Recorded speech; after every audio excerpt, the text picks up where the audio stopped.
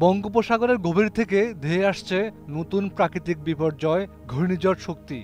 মে মাসের শেষ দিকে বাংলাদেশ ও ভারতের উপকূলে এই ঘূর্ণিঝড় আঘাত হানতে পারে বলে আশঙ্কা করছেন আবহাওয়াবিদরা। ইতিমধ্যে দেশের বিভিন্ন জেলায় টানা বৃষ্টিপাত হচ্ছে। বাংলাদেশ আবহাওয়া অধিদপ্তরের এক পূর্বাভাসে চট্টগ্রাম, কক্সবাজার, মোংলা ও পায়রা সমুদ্র বন্দরসমূহকে ৩ নম্বর স্থানীয় সতর্ক সংকেত দেখিয়ে যেতে বলা হয়েছে। পূর্বাভাসে আরও বলা হয়েছে, উত্তর বঙ্গোপসাগর ও তৎসংলগ্ন এলাকায় গভীর সঞ্চালনশীল মেঘমালার সৃষ্টি হচ্ছে।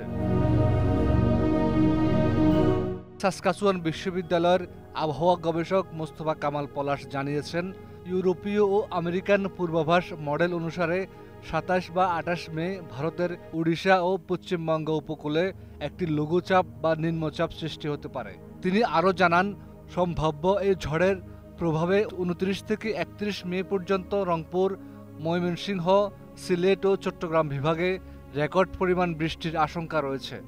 বাংলাদেশের পাশাপাশি ভারতের আসাম ও মেঘালয় রাজ্যেও একই সময়ে ৫০০ মিলিমিটারের বেশি বৃষ্টিপাত হতে পারে।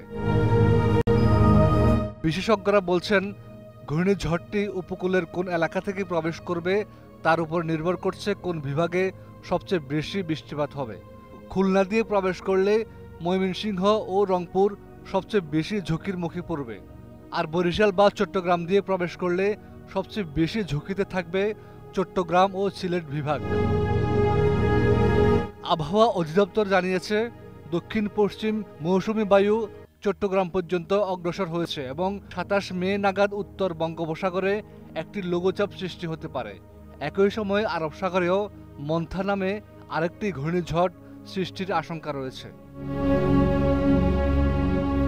ইতিমধ্যে সরকার ও বিভিন্ন মানবিক সংস্থা প্রস্তুতি নেওয়া শুরু করেছে। উপকূলীয় এলাকাগুলোতে সতর্কবার্তা জারি হয়েছে।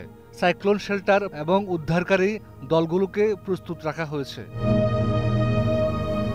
বিশ্ব আবহাওয়া সংস্থা জানায়, জলবায়ু পরিবর্তনের ফলে ঘূর্ণিঝড়ের সংখ্যা ও তীব্রতা বাড়ছে, যা উপকূলীয় জনগণের জন্য বাড়তি ঝুঁকি তৈরি করছে। তাই সবাইকে সচেতন ও প্রস্তুত থাকার আহ্বান জানানো হয়েছে। হাফিজুল্লাহ, ২১ টেলিভিশন।